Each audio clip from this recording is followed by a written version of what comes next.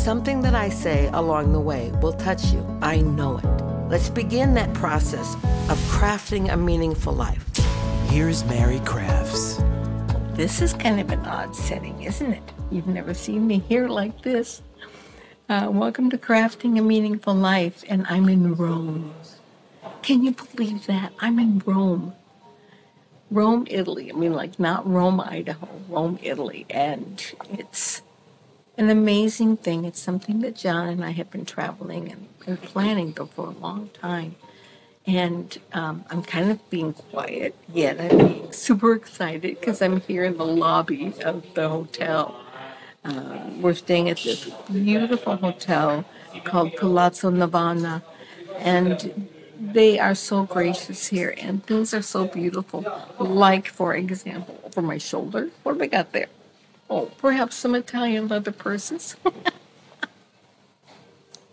And I don't typically buy Italian purses when I'm here, but I have this thing I do, and I have to kind of admit to it, I guess, and that is that when I travel, I love to buy a pair of designer sunglasses from the place that I'm from, or that I'm visiting. And these today are Fendi's, and they're from Rome. And the great fun thing about this, a little bit narcissistic, but when you wear a pair of sunglasses that you bought on a trip, then people will come on and say, oh man, those were amazing sunglasses. And you get to say, what? Oh, these old things, I just picked these up the last time I was in Greece, or in Frisco, or in New York, or in Salt Lake City. It doesn't really matter where you pick them up from. It's kind of like that. Oh, these old things. And it is very fun. It's one of my little indulgences that I give myself. So I wondered what I wanted to share with you today on this podcast from Rome. And I think the thing that most I wanted to share with you today, and this will be a little shorter than normal, is that when I travel, I'm very specific about bringing love along with me. And that no matter where I go, I just want to, that's, of course, the police sound when you're here in Europe.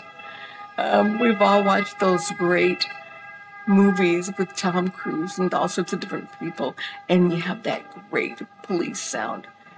We slept with our windows open last night, and we heard that a lot, but I just loved it as part of the experience of being here. But back to what I bring along with me. No matter where I go and no matter where I travel, I want to bring love with me. People, I don't care where you are around the world, do not get an opportunity to experience enough love. Whether that's in your own hometown, whether that's at the grocery store, whether that's on a plane, or whether it's here in Rome, it doesn't matter. Last night, or yesterday, I guess, that wasn't last night, but yesterday when we were flying, it's one of those flights where you fly overnight. And the very first thing I asked the stewardess was, or the flight attendant, that's what they call now, the flight attendant, was her name. And she looked at me and she said, it's Dahlia. And I said, I just always want to make sure that I call you by your name and that you're not just an insignificant person to me. I acknowledge that you are here to serve me. And I always want you to feel that I'm appreciative of it. And every time she would walk by, and every time she would bring me something, I would say, thank you, Dahlia. Thank you so much. And when you get up in the middle of the night and you go front to the flight attendant's table, I would always say, is Dahlia here? And they would say, no, she's in the back. I'm like, oh, I'm just really enjoying her service. And I would let everyone know. It's a small thing. But when you let people know the value of the service that they are rendering you, you are playing a role in it not just being for a job. We all have jobs. But when you acknowledge someone, it's becomes a service. And I love it when people serve me. I love it when I serve others. And the only way that it becomes if I'm grateful for it. To be grateful, all those little things. Traveling absolutely provides me that opportunity. A little smile, a kindness. Sometimes I simply ask questions, like, for example, just 2 days ago, we were in the Sky Lounge waiting to get on the flight. And I overheard a young girl, she was probably in her 20s, talking to her mom on her cell phone. It was a video call, and she was so excited about this podcast that they were going to start, a mother-daughter podcast, and their goal was to offer advice and insight into mother-daughter relationships and how to improve them. And I was just intrigued by her, and I thought she was delightful. And so after she was done with the call and she was just sitting there, I finally said, "So tell me about your podcast." She just first was taken back, and then she just let loose. She just started sharing all of it. And her mom is really a wonderful life coach, apparently, and they want to teach us. And I said, well, perhaps if you haven't developed a marketing plan, you want to come and be on my podcast. She was like, oh my gosh, that would be so amazing. And it's nothing for me to have someone on my podcast. I can offer that to anyone. But it made a difference to her. And it made a difference to her life and where she was going to be going forward with her podcast. And so look forward to August when I'm going to have this delightful young woman and her mother on my podcast with me. That came for simply my desire to bring love along with me.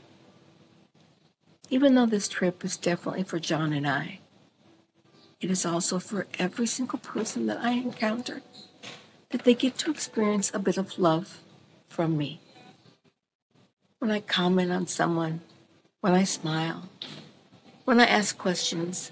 Last night at dinner, we were at a sidewalk cafe that was facing the Pantheon, and there was clearly a large family that was from the United States, but you could tell had Italian heritage. So I just struck up a conversation. I said, well, tell me where all of you are from, and what brings you here on this big family vacation?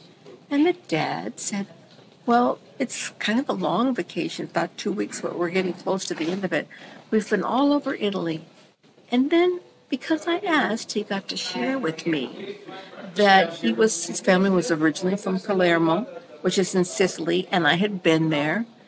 And he was so excited that he got to share with his children and grandchildren his heritage and his history about who he is. And that is such a glorious piece. Next spring, all of my family have been to Ireland. And we didn't even know in the beginning that we were Irish. But through 23andMe, we discovered that we are hugely Irish. And that's probably, if John and I decide to marry, that's where we're going to go. And to have the family come with me, I mean, we have so much in common. As human beings, the experience of living and of life, of kinship, of children and grandchildren, all we have to do is speak. Just speak. Don't be scared. Don't be worried. Don't be afraid. Don't think, oh, they really don't want to talk to me. If they don't, they'll let you know, and that's all right. Just move on to the next person. And people are always intrigued by John and I. I don't know quite what that is. I think it's because our love and our deep commitment to each other and just the sheer fun that we have together draws people in. And I see them watching us and loving us, and we've had so many people stop and say, oh my gosh, you guys are so special, so cute together. Well, yeah. I'm in the lobby, a lot of people coming and going. They wonder what the heck I'm doing on my podcast, but that's okay. They haven't kicked me out yet, so we're going to keep going. And the way to seek more love is not just a hope, I don't want you to just have hope that someday you're going to have more love in your life. I want you to seek it. I want it to be the number one priority that you have, to draw love into your life and to have love come out of you. It doesn't matter how you're treated or what experience with love that you've had in the past, your disappointments. Just today, you can shift. You can shift that place that you're coming from. Rather than holding back and waiting for people to reach out to love you, you can be the source of love for others. It's kind of how I live my life. It's what I love about John. I see that in him too. And I love that that's how we see each other, that we can reach out and be the source of love for each other. It's a very non-selfish thing, even though it may seem like it comes from a selfish place, because I truly believe in order to love others, we first must come home to loving ourselves. It is not narcissistic. It is not self-centered. But how can you love another more than you love yourself? And I think, we see that even in the stories of Jesus, when he had to know who he was before he could in turn then give that kind of love to others. That's what I want to be about. I want to be about discovering all the love inside of me. So then that love is generated and I can give it back to you, to John, to my grandchildren, to the world, to anybody that I encounter.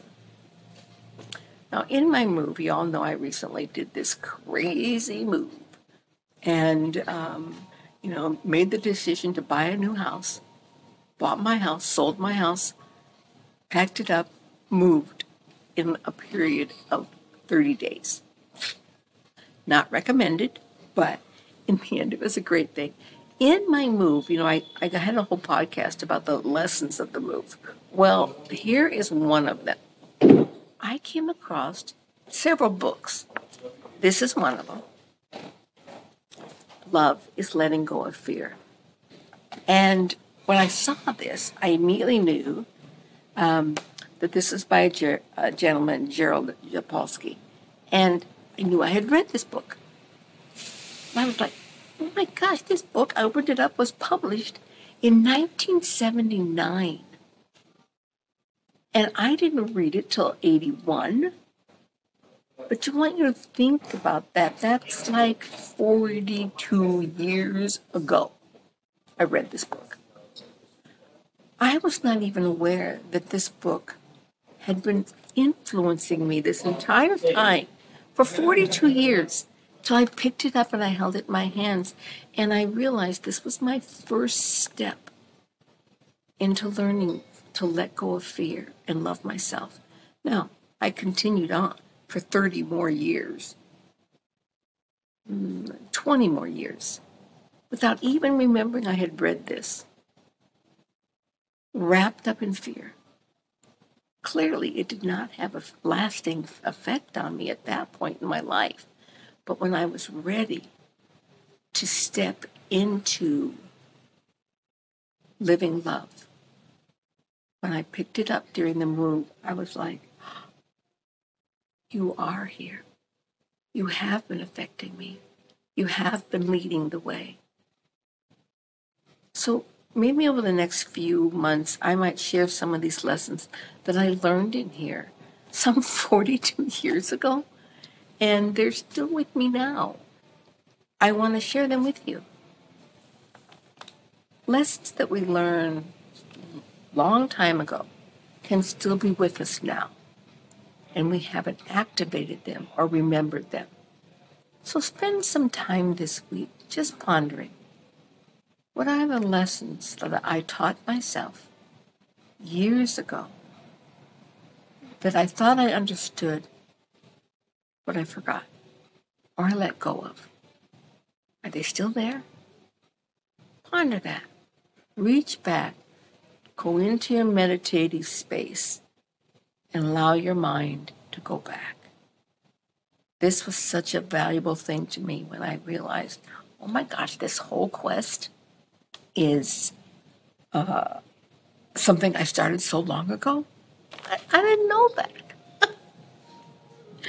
So my goal and desire as I go through this life doing this podcast is not to say, hey, look at me. Look how great I'm doing. Just, wouldn't you love to do this as well? That's not what I'm doing. My goal is to shine a light on where I've been and where I am now. The lessons I'm learning right now. That's what makes this kind of love not narcissistic, is that you're willing to shine a light, a bright light, on where you've been and even the struggles you're having now. And that we walk through them together. The narcissist only wants to show you the perfect parts. Well, I don't have any of those. But I do have a lot of parts that I'm working on. And I share and do these podcasts because I want you to be there with me too. Never want you to say, oh, I wish I was like Mary. Please don't do that. But please say, I want to come along on the journey of self-discovery, self-love, because therein is the path to being loved by others, not the other way around. You're not first loved by somebody else, and then you learn to love yourself. It just ain't happening that way, kids. You first learn to love yourself, and you get to experience the joy of having others love you. I had to learn to love myself first before I was able to receive John's love, before I was able to receive openly and honestly the love of my friends, my women warriors, people I cross paths with. And that is why it's so important to start there first. My goal is always to show my realness and to instill the belief that it's possible to genuinely and fully love yourself. Put your arms around yourself right now. Put them around you. Hold tight. Hold tight. Hold tight. Can you feel the beauty within? I'm not talking about physical beauty. I want you to feel and hold the emotional, mental, and spiritual beauty that you have. Maybe you also have physical beauty. I'm okay with that. There's nothing wrong with that. But you have so many other kinds of beauty. I want you to hold yourself in that position. Rock yourself if you need to, if you want to, and hold that. Joy, love, and freedom from the past are possible. Sometimes I ask myself from years, was it ever possible to let go of my past, to learn to love myself? I want to tell you that it is. It is possible. The greatest happiness is when people share with me that something I shared in vulnerability affected them and changed the trajectory of their life. No one has ever said to me, you changed the trajectory of my life because you appeared perfect. No one ever said that to me. But what they did say is, you changed the trajectory of my life because you showed me vulnerability and where you used to be and how you played victim and the excuses you made, and that the path to shift is possible. Ah, therein is the power of change. Listen to yourself. That for me is the greatest advice I can offer you today, because in listening to yourself, you have an opportunity to run through what you've learned and to be aware of where you're still struggling. You will speak to you. You don't have to listen to me. You don't have to read any books. You don't have to listen to some retreat you want to go to. Jay Shetty, not that I don't love Jay Shetty, but you have more wisdom inside of you right now than everyone else put together. You You just need to still yourself and listen. Listen. Your inner voice, your inner teacher is there to guide you. And guide you at will, if you but listen. How easy is that, huh? Last week, I gave the analogy of holding on to your whip. And if you didn't get that podcast, I want you to go back and listen to it, because that whip is one of the best analogies that I came up with probably in the last year. And when we're holding a whip, no good ever comes out of that. And when others reach out to hurt us, they have power to do so because they know we are holding our whip. But if we drop our whip and let go of it, no one can have power over us. Because people use our own whips. They don't use theirs if they're using on themselves. They recognize ours and they use ours. And that doesn't have to happen. Yesterday here in Rome, we went to see the Spanish Steps, 172 up and 172 down. And I love that we were young enough to still do that. We walked all over Rome for 4 or 5 hours. We went to Trevi Fountain, and we didn't have any coins. Who carries coins now? But I threw a special wish in. And that was simply that John and I would find ourselves together forever. Kind of when we were at Glendalough in Ireland. John put his hands around St. Kevin and wished that we would be together forever. Today, the thing that I was most touched by was when we went to the Sistine Chapel. And the works of Michelangelo there, of course, on the ceiling and the walls. And I want to talk to you for just a moment about the one that touched my heart. And I know you know this one, where the hand of God is reaching out to touch the hand of a human. I mean, it's depicted as a man, but I'm not going to say that. It was reaching out to touch the hand of a human.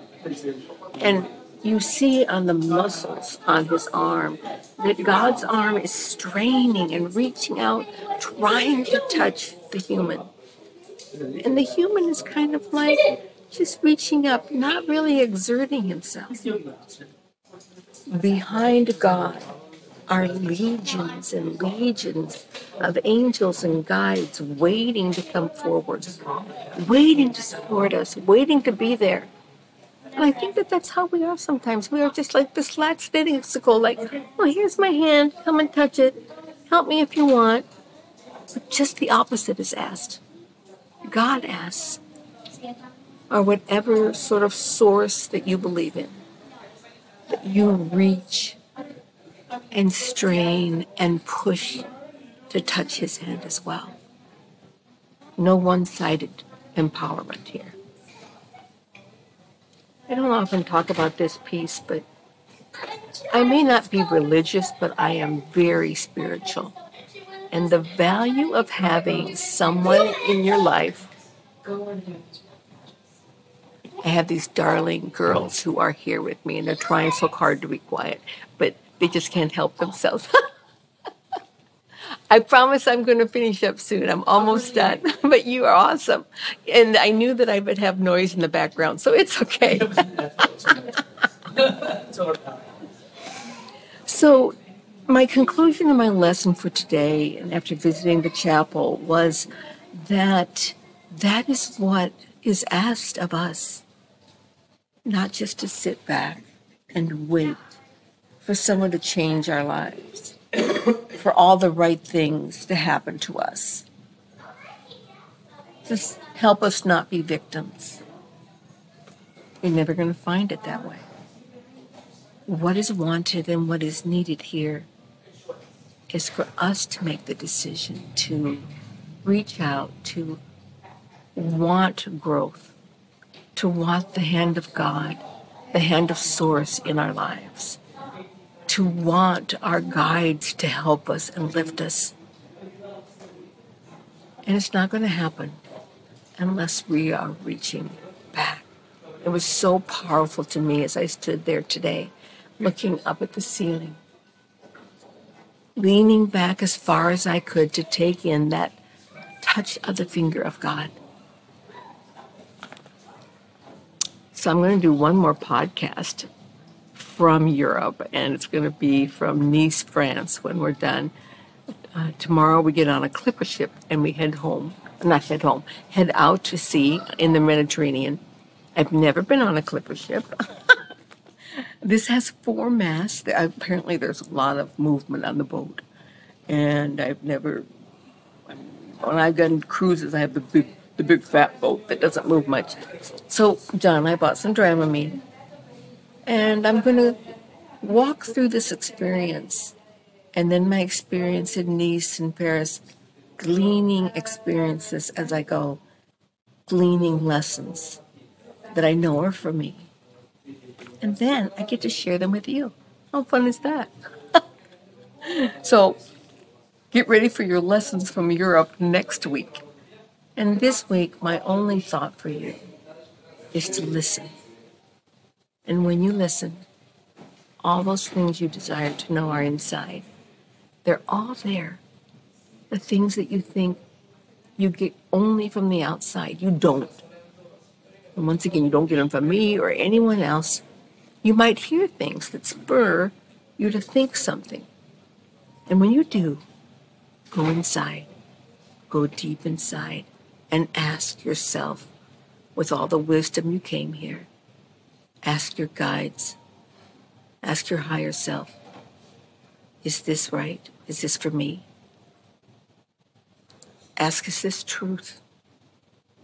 And like you've never known anything, like the computer or Google's not going to tell you, you will know to listen.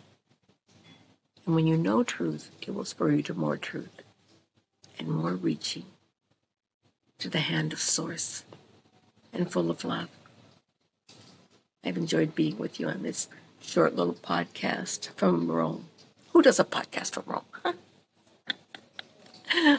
Just remember how much I love you and care for you, and that my whole existence is about learning and growing. And this podcast is about sharing it with you, and that we both together are going to craft a meaningful life. Namaste. Listen to the full podcast today and subscribe on iTunes, Stitcher, Google Play, and more. Crafting a Meaningful Life with Mary Crafts.